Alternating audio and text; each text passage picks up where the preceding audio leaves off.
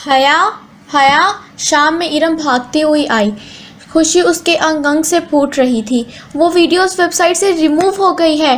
اس نے فرت جذبات سے تقریباً بیک گراؤنڈ سے ٹیک لگا کر بیٹھی حیا کو جھنجھوڑ ہی دیا تھا۔ مگر کیسے ہوا یہ سب؟ اس ویب سائٹ والے کو خوف خدا آ گیا ہوگا۔ مجھے کیا پتا، وہ لاپرواہی سے انجان بن گئی۔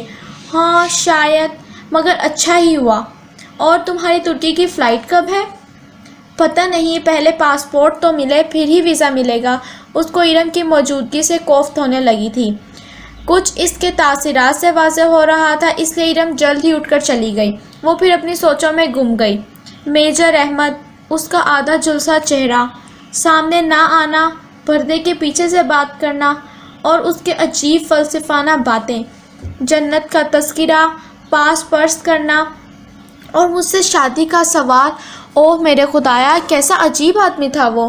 اور اس کی ایک ایک بات، جس کے بارے میں وہ اس وقت شدید طیش میں ہونے کے باعث سوال نہیں کر سکی تھی۔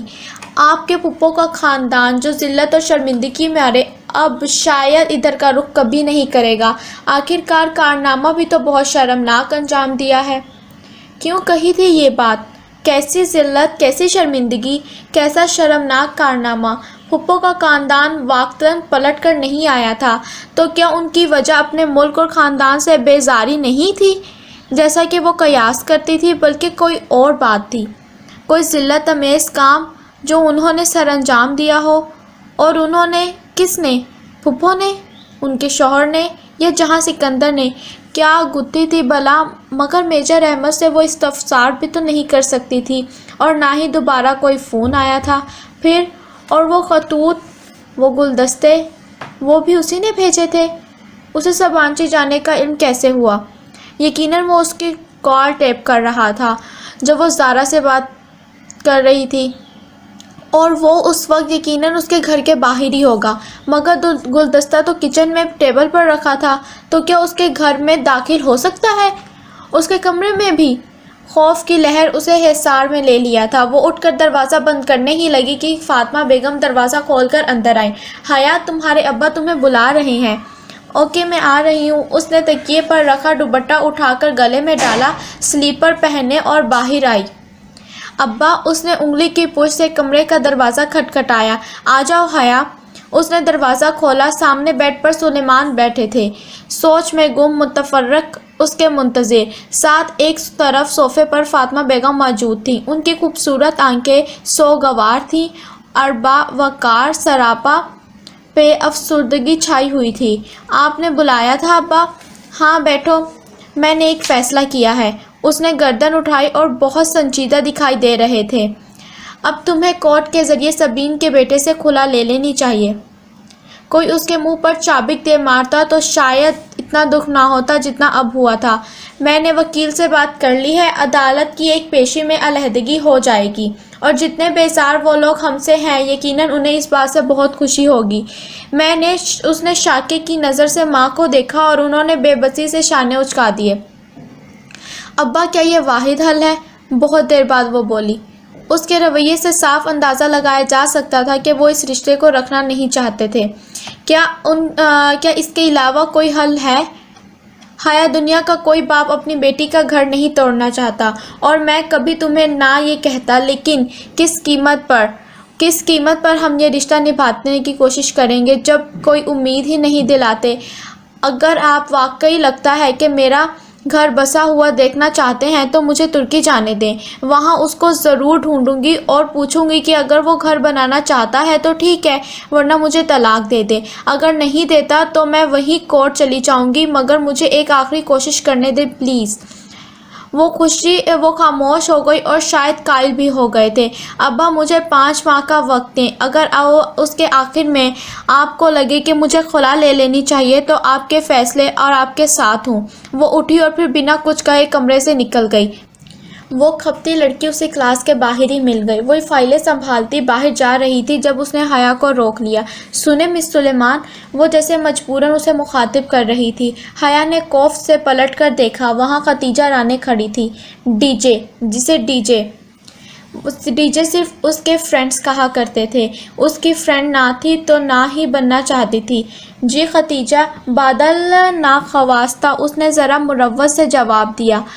آپ نے ویزا کے لیے اپلائی کر دیا ہے؟ دراصل میڈم فرخندہ نے کہا ہے ہم دونوں کو جلد از جلد ویزا کے لیے اپلائی کرنا چاہیے، کیونکہ فروری کے پہلے ہی ہفتے ہم نے سبانچی کو جوائن کرنا ہے اور آج 13 تاریخ ہے۔ ہمارے پاس بس 15 دن ہے اور ترکی کا ویزا 15 دن میں کبھی نہیں لگا کرتا۔ وہ تیز تیز بولتی جا رہی تھی۔ اس کی بات کچھ ایسی تھی کہ حیا کو سنجیدہ ہونا پڑنا، ورنہ ابھی تک وہ ابا کی کہی ہوئی باتیں سوچ رہی تھی۔ اوہ، تو تب ہمیں کیا کرنا چاہیے؟ کل ترکش ایمبیسی جا کر ویزے کے لیے اپلائی کرنا ہے۔ اس کا عجیب سا رول ہے کہ ہر روز سب سے پہلے آنے والے 15ویں امیدوار کو ہی انٹرویو ہوتا ہے۔ ایمبیسی صبح 7 بجے ہی کھل جاتی ہے اور ان لوگوں کی لائن لگی ہوتی ہے۔ اگر ہم 1 منٹ بھی لیٹ ہو گئے تو اگلے دن پر ڈال دیں گے۔ سن رہی ہیں نا آپ؟ ہو جی، اس نے غائب دماغی سے سر ہلایا۔ پتہ نہیں وہ کیا بولے جا رہی تھی۔ مجھے اپنا نمبر لکھوا دے تاکہ ہم ایک دوسرے سے کانٹیکٹ کر سکیں۔ اس نے بے دلی سے اپنا نمبر لکھوا دیا۔ ختیجہ نے اپنے فون میں نمبر نوٹ کرتی گئی۔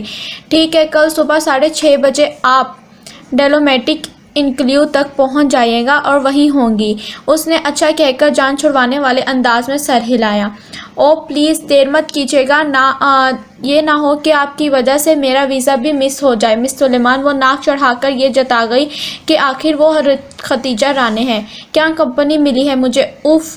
یہ پیر پٹک کر آگے بڑھ گئی۔ ابا کی باتوں نے اسے اتنا ڈسٹرب کیا تھا کہ اس وقت ویزا وہ آخری چیز تھا جس کے بارے میں وہ سوچ سکتی تھی۔ رات کی تاریکی کو دکانوں کی دیواروں سے جھلکتی روشنی روشن کیے ہوئے تھی۔ زرد روشنیوں کا عکس سامنے لمبی سڑک پر پڑا تھا، جس کی ایک طرف پارکنگ کی گاڑیوں کی لمبی قطار تھی اور دوسری طرف چھوٹا سا چبوترا بنا ہوا تھا۔ چبوترے پر دن کے وقت بک فیکر اسٹال لگایا کرتے تھے۔ یہ جناس اوپر تھا، سیاہ جیکٹ کی جیبوں میں ہاتھ ڈالے، شانوں سے پھسلتے لمبے بال لیے اور سر جھکائے خود فراموشی کے عالم میں چل رہی تھی۔ اماں ابا کی کہی گئی باتیں دل و دماغ میں گونج رہی تھیں۔ یہ جہاں سکندر کون تھا، اس کا منکو، کزن یا شوہر؟ وہ شخص جس کے خواب اس نے ساری عمر دیکھے تھے۔ کیا اماں ابا نہیں جانتے تھے کہ خواب اگر اپنے ہاتھوں سے توڑے جائیں تو انگلیاں بھی زخم ہو جاتی ہیں؟ پھر کیسے وہ خود کو زخم دے؟ اگر وہ جہاں یا سبین پھپھو کے لیے کوئی ایک چاہا رشتہ تھی تو ان کو ان کی صفائی کا ایک موقع دیے بغیر کیسے خود کو ان سے الگ کر دیتی؟ وہ سیٹی کی تیز آواز تھی جس نے اپنے خیالوں سے ہجوم سے نکالا۔ اس نے چونک کر سر اٹھایا۔ وہ 3 لڑکے تھے، جینز اور جیکٹس میں ملبوس۔ وہ مختلف سمتوں سے ایک طرف آ رہے تھے، یوں کہ ہر طرف وہی تھے، گھیرا نرگا تنگ دائرہ۔ جگہ قدرے سنسان تھی، خالی چبوترا تاریکی میں ڈوبا تھا، جگمگاتی روشنی، دکانیں ذرا دور تھیں۔ اس کا دل دھک سے رہ گیا۔ وہ تیز سے پلٹی، مگر ادھر سے بھی کوئی چوتھا آ رہا تھا۔ وہ مبہم آوازیں نکالتے، معنی خیز اشارے کرتے اس کے ارد گرد گھیرا تنگ کر رہے تھے۔ وہ قریب آتے 2 لڑکوں کے درمیان سے تیزی سے سر جھکائے گزرنے لگی، مگر دائیں والے لڑکے نے سبک رفتاری سے اس کی کلائی تھام کر اپنی طرف کھینچا تھا۔ ابھی اس کے لبوں سے چیخ بھی نہیں نکلی تھی کہ آگے بڑھنے والا خود بوکھلا کر پیچھے ہٹا تھا۔ ٹن کی زوردار آواز کے ساتھ کسی نے ان لڑکوں کے سر پر کچھ مارا تھا۔ مرد جوگیوں، باجی کو تنگ کرتے ہو، چھوڑوں گی نہیں میں تمہیں۔ وہ اونچی لمبی ڈولی ہاتھ میں پکڑے فرائی پین اور گھما گھما کر مار رہی تھی۔ حیا ہکا بکا 2 قدم پیچھے ہوئی۔ جس کو لگا تھا وہ سر پکڑے بلبلاتا ہوا بھاگا، باقی 2 بھی ساتھ ہی دوڑے۔ ایک سے ذرا پھرتی دکھا کر ڈولی کو لات مارنی چاہی، ڈولی نے فرائنگ پین گھما کر ایسی ضرب دی کہ لڑکے کا گھٹنا چٹک گیا۔ وہ لنگڑاتا ہوا بھاگ گیا۔ آئے بڑے سالے ڈولی سے پنگا لینے والے۔ وہ فاتحانہ ہاتھ جھاڑتے ہوئے اب حیا کی طرف مڑا۔ پہلی دفعہ جب اس نے ڈولی کو دیکھا تھا تو اسے کراہیت ہوئی تھی، دوسری دفعہ خوف، اور اس دن ٹریفک جام میں دیکھ کر غصہ آیا تھا، اور آج کچھ نہیں۔ وہ خاموشی سے تیز تیز سانس لیتے اس کو دیکھ رہی تھی۔ چھوڑو جی ان حرام خوروں کو باجی، ان کا تو کام ہی یہی ہے۔ میں بھی بڑے دیر سے تاڑ ہی رہی تھی ان کو۔ مجھے کیا پتا تھا کہ اپنی باجی جی کو تنگ کر رہے ہیں، آئے بڑے۔ وہ پوری بات سنے بغیر ہی پلٹ گئی، سینے پر بازو لپیٹتے سر جھکائے تیز تیز قدموں سے چبوترے کی جانب بڑھنے لگی۔ ایک خواجہ سرا کے ساتھ رات کے اس پہر سڑک پر کھڑے ہونا قطعاً درست نہ تھا۔ ارے باجی جی غلطی سنو، وہ اس کے پیچھے لپکا۔ حیا چلتے چلتے رکی اور پلٹ کر سنجیدگی سے اسے دیکھا۔ کیا ہے؟ اس کا مومی چہرہ دکانوں کی زد روشنیوں میں دمک رہا تھا۔ ہائے ربا باجی تسی کتے سونے ہو جی۔ وہ دونوں ہاتھ رخسار پر رکھے خوشی سے چہکا۔ اسے کراہیت نہ آئی اور نہ ہی خوف، بس چپ چاپ اسے دیکھتی گئی۔ شکریہ ہی کہہ دو باجی، شکریہ اور کچھ؟ اس کا انداز سپاٹ تھا۔ تسی تے ناراض لگدے ہو جی۔ ڈولی تم کوئی ہر جگہ میرے پیچھے آتی ہو؟ ہاں تو ٹینشن تو نہیں دی نا تانوں، ہمیشہ تہاڈی مدد ہی کیتی ہے۔ تمہیں کس نے کہا میری مدد کو؟ کس نے تمہیں میرے پیچھے لگایا ہے؟ بولو، جواب دو۔ ڈولی کا منہ آدھا کھل گیا، لینس لگی آنکھوں میں پہلے حیرت اور پھر آنسو تیرنے لگے۔ کسی نے نہیں جی۔ بڑی دیر بعد وہ دکھ سے بولا، مجھے آپ اچھی لگتی ہو اس لیے آپ کا خیال رکھتی ہوں، آپ کو برا لگتا ہے تو نہیں آؤں گی۔ اسے لمحے حیا کا فون بجا۔ اس نے چونک کر ہاتھ میں پکڑے موبائل کو دیکھا، اس پہ پرائیویٹ نمبر کالنگ لکھا آ رہا تھا۔ وہ پیر پٹک کر چبوترے کی جانب آئی اور پاؤں لٹکا کر بیٹھ گئی۔ فون ابھی تک بج رہا تھا۔ اس نے فون کان سے لگایا اور ڈولی کو دیکھا جو چھوٹے چھوٹے قدم اٹھاتا سسکتا ہوا اس تک آ رہا تھا۔ ہیلو مس حیا، کیسی ہیں آپ؟ وہ میجر احمد تھا۔ اس کی آواز کے پیچھے بہت شور تھا۔ ڈولی آہستہ سے اس سے ذرا فاصلے پر چبوترے پر بیٹھ گیا، سر جھکائے وہ ہتھیلی سے آنسو پونچھ رہا تھا۔ خدا کے لیے مجھے فون مت کیا کریں، اور جو بندہ آپ نے میرے پیچھے لگایا ہے نا، اس میں سے ایک ایک کا خون کر دوں گی اور اس کا ذمہ دار آپ ہوں گے۔ میں شادی شدہ ہوں اور جلدی اپنے شوہر کے پاس چلی جاؤں گی، میرا پیچھا چھوڑ دیں، سمجھے آپ؟ مزید کچھ سنے بغیر اس نے فون رکھ دیا۔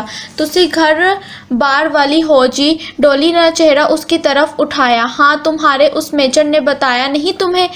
اسی نے میرے پیچھے لگایا ہے نا تمہیں؟ اللہ پاک دی قسم لے لو جی، مجھے کسی میجر نے نہیں بھیجا، میں خود آتا ہوں۔ اللہ کی قسم جی، وہ روتے ہوئے کہہ رہا تھا۔ حیا کے دل کو کچھ ہوا اور اسے لگا وہ سچ بول رہا ہے۔ میں کسی کو جا کر آپ کی باتیں نہیں بتاتا، مجھے بڑا پیار ہے جی آپ سے، قسم سے۔ وہ لب بھینچتے اسے دیکھتی رہی۔ کچھ تھا اس پر پر اسرار، خوفزدہ کرتا مگر ترہم آمیز۔ ٹھیک ہے مت رو، میں جی بڑا پیار کرتا ہوں آپ سے، اسی لیے آتی ہوں، پر تسی تے الزام لا رہے ہو جی۔ وہ سسکتے ہوئے اپنا سر پیٹنے لگا تھا۔ اچھا ناؤ اسٹاپ اٹ۔ وہ چپ چاپ بیٹھا اسے تکتا رہا جبکہ وہ خلا میں گھور رہی تھی۔ تسی جا رہے ہو کہیں؟ حیا نے چونک کر اسے دیکھا۔ تسی فون میں کیا نا؟ اس نے وضاحت کی۔ ہاں، میں یورپ جا رہی ہوں۔ وہ جہاں امریکہ ہے؟ انگریزی فلموں والا؟ وہ رونا بھول کر خوشی سے چہکا۔ شاید واقعی ایک عام سا خواجہ سرا تھا، یا پھر کوئی بہت بڑا مکار یا اداکار۔ ہاں وہیں، اس نے تردید کی۔ ادھر کون ہے جی؟ میرا شوہر رہتا ہے وہاں۔ اب سامنے روشن دکانوں کی قطار کو دیکھ رہی تھی۔ کیسا ہے جی تہاڈا شوہر؟ میں نہیں جانتی ڈولی، اگر میں جانتی ہوتی تو ادھر نہ بیٹھی ہوتی۔ اس کی پلکیں بھیگ گئیں۔ تم دعا کرو ڈولی وہ مجھے مل جائے۔ وہ آنکھوں میں نمی چھپاتے ہوئے اٹھ کھڑی ہوئی۔ ڈولی نے سر اٹھا کر دیکھا، وہ انگلی کی نوک سے آنکھوں کے کنارے صاف کرتی ہوئی سڑک کی طرف جا رہی تھی۔ ڈولی کی آنکھوں میں بے پناہ اداسی اتر آئی تھی۔ خدا کرے جو تمہیں کبھی نہ ملے حیا سلیمان، خدا کرے تم اس سے مایوس ہو کر جلدی واپس آ جاؤ، اور خدا کرے تم ادھر جا ہی نہ سکو۔ وہ تیز قدم اٹھاتی آگے بڑھ رہی تھی جب اس نے ڈولی کو یہ کہتے سنا، مگر نہیں، وہ ڈولی کی آواز نہیں تھی، وہ کسی مرد کی آواز تھی، بھرپور، خوبصورت اور اداس، ایسی آواز جو اس نے پہلے کبھی نہیں سنی تھی۔ وہ میجر احمد کی آواز سے زیادہ خوبصورت تھی، اور اس نے جہاں سکندر کی اجنبی آواز جیسے بے رخی تھی۔ اس کے قدم زنجیر ہو گئے۔ تیزی سے اس نے گردن موڑی۔ دور اندھیرے میں چبوترا خالی تھا، وہاں دور دور تک کسی کا نام و نشان بھی نہیں تھا۔ زندگی میں پہلی بار اس کے اندر ڈولی سے دوبارہ ملنے کی خواہش نے جنم لیا تھا۔ اسے جاننا تھا کہ ڈولی کون ہے، کیا ہے اور کیوں ہے۔